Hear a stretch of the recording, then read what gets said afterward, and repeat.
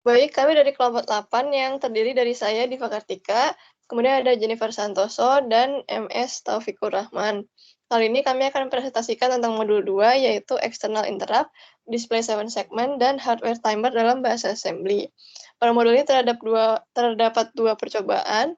Untuk percobaan 1 akan ditampilkan display 7 segment menggunakan decoder yang akan naik 1 digit ketika dipencet suatu push button dan akan turun 1 digit ketika dipencet push button lainnya. Selain itu, akan ada LED yang berkedip ketika angka hitungan lebih dari atau sama dengan 10 dan berhenti berkedip ketika hitungan kurang dari 10.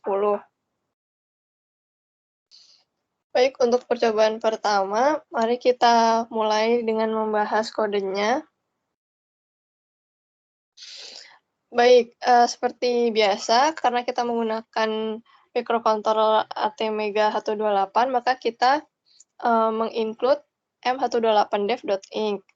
Kemudian kita mendefinisikan suatu variabel bernama timer value yang bernilai 19531. Angka ini bisa didapatkan dari perhitungan berapa lama delay hardware timer yang kita inginkan. Karena kita menginginkan delay selama 0,5 second dan hardware kita menggunakan frekuensi 10 MHz, maka 10 MHz atau 10 juta dikali 0,5 sama dengan 5 juta. Nah, 5 juta ini kita bagi dengan prescaler yang kita gunakan juga, dan pada percobaan kali ini kita menggunakan prescaler 256, sehingga 5 juta dibagi 256 sama dengan 19531. Selanjutnya kita mendefinisikan beberapa register yang akan sering kita gunakan, yaitu counter, ada di register 18, bin data, register 20, dan tenth yaitu register R21. Selanjutnya kita juga mendefinisikan alamat awal di 0000 yang akan jump atau lompat ke subroutine main. Alamat awal untuk interrupt 0 di 0002 yang akan jump ke increase, dan alamat awal 0004 yang merupakan alamat awal interrupt 1 yang akan jump ke subroutine decrease. Sekarang kita mulai dari main yang dimulai di 00046 address-nya. Jadi pada subroutine main ini kita mendefinisikan input-output. Kita menggunakan port D sebagai input sehingga kita memasukkan nilai 00 ke DDRD. Kemudian kita mengaktifasi pull up resistor dari push button yang ada di port D sehingga kita memasukkan 0xFF ke port D. Selanjutnya kita mendefinisikan pin output, port output, yaitu port F, dan port B, sehingga kita memasukkan nilai 0xFF ke DDRE, DDRF, dan DDRB. Kemudian kita mendefinisikan hardware timernya. Dari timer value yang sudah kita dapatkan tadi, kita memasukkan low byte-nya ke register OCR1AL dan high byte-nya ke OCR1AH. OCR adalah suatu register untuk memilih mode output compare mode pada timer. OCR1AL adalah register low-nya dan OCR1AH adalah register high-nya. Selanjutnya kita menentukan keadaan awal timernya atau LED-nya, yaitu kita kan mulai dalam keadaan mati, sehingga kita mengeset TCCR1A dengan 0x80. Kemudian kita mengeset prescaler-nya, yaitu prescaler 256, sehingga kita masukkan nilai 0x0C ke TCCR1B. Untuk alasan pemasukan kedua nilai ini bisa di-refer ke datasheet-nya. Selanjutnya kita mendefinisikan interrupt. Karena di sini kita menggunakan interrupt 0 dan 1, maka kita harus mengaktifkan interrupt 0 dan 1, yaitu dengan memasukkan 0x03 ke EIMSK. Selain itu, kita menggunakan interrupt yang aktifnya falling edge, sehingga kita masukkan nilai 0x0A ke EICRA. Kemudian kita mengaktifkan global interrupt dengan SEI atau set enable interrupt. Kemudian kita menentukan nilai awal untuk display 7 segmentnya, yaitu kita mulai dari 0, sehingga kita memasukkan 00 ke register counter. Nah, register counter ini kemudian di-copy ke bin data menggunakan MOV. Selanjutnya kita masuk ke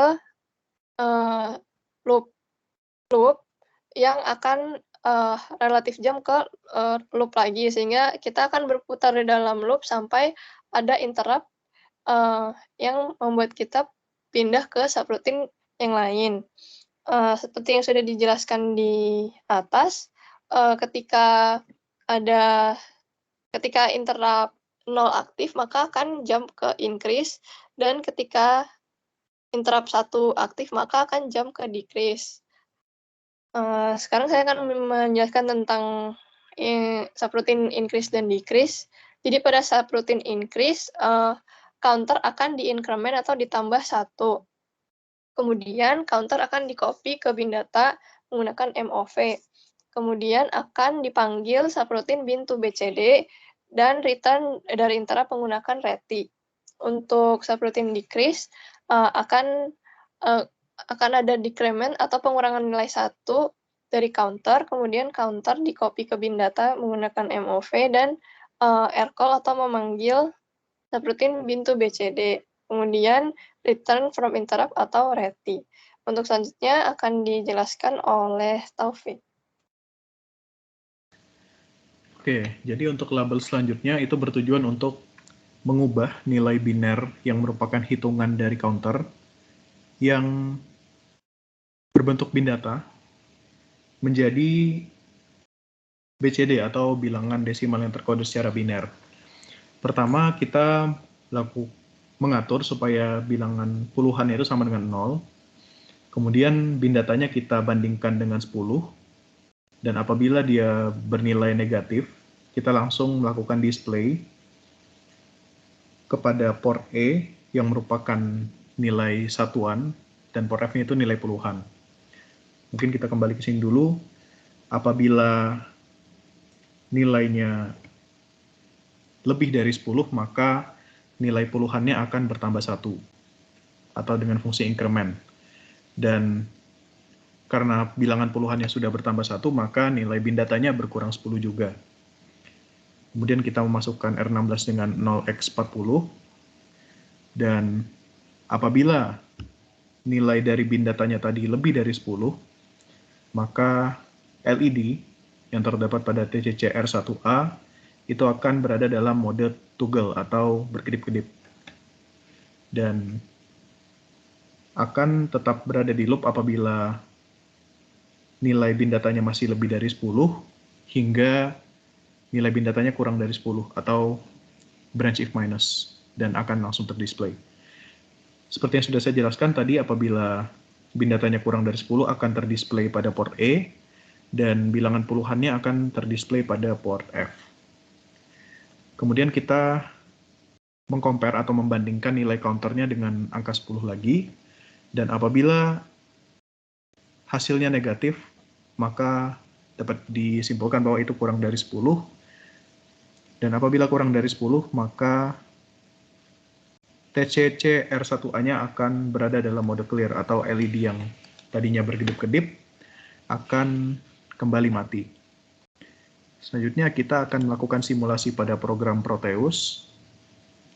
Seperti dapat kita lihat bahwa interrupt 1 dan interrupt 2 itu terhubung dengan push button. Kemudian OC1A itu terhubung dengan LED. Kemudian untuk pin port E dan juga port F itu akan terhubung dengan 7 segment, di mana port E-nya akan terhubung dengan bilangan satuan dan port F-nya akan terhubung dengan bilangan puluhan. Apabila kita melakukan start, 7 segmentnya akan menunjukkan angka 0 terlebih dahulu. Dan apabila kita menekan interrupt 0, maka counternya akan naik, dan apabila menekan interrupt 1 akan menyebabkan counternya turun. Hal ini berlanjut sampai hitungan ke-9. Dan apabila sudah melebihi angka 10, ada dua hal yang terjadi. Yang pertama, bilangan puluhannya akan bertambah 1, dan nilai bin datanya akan kembali ke 0. Kemudian LED-nya juga akan berkedip-kedip apabila counternya berada di hitungan lebih dari 10, dan LED-nya akan kembali mati apabila hitungannya sudah kembali kurang dari 10 apabila kita menekan interrupt 0. Sekian untuk percobaan 1 di mana BCD-nya itu terhubung dengan pin E dan pin F yang merupakan bilangan biner. Selanjutnya akan dijelaskan oleh teman saya Jennifer dengan 7 segmennya tanpa menggunakan decoder.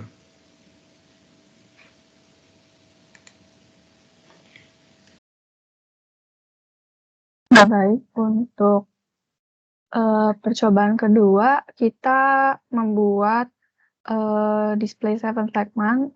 Sebenarnya hampir sama dengan percobaan 1, namun pada percobaan 1 kita menggunakan decoder. Lalu sedangkan pada percobaan kedua kita menggunakan 7 segment common anode dan juga common cathode. Nah, jadi untuk programnya sendiri sebenarnya hampir sama dengan percobaan 1, hanya saja ada sedikit perbedaan. Nah, untuk pertama kita include, terus kita mendefinisikan register, lalu di sini registernya kita tambah 1 untuk register 21, di sini kita definisikan sebagai BCD data.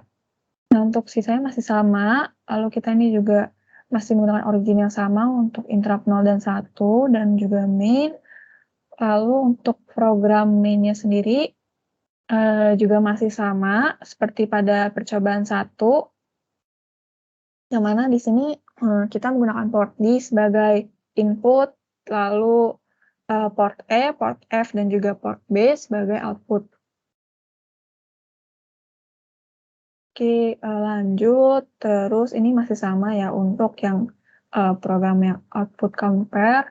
Terus kita juga mengaktifkan si TCCR 1A sebagai untuk clear mode, lalu TCCR 1B untuk set prescaler 9256. Lalu di sini kita juga untuk yang EMSK untuk mengaktifkan interrupt, terus ECRA untuk mengaktifkan sinyal falling edge.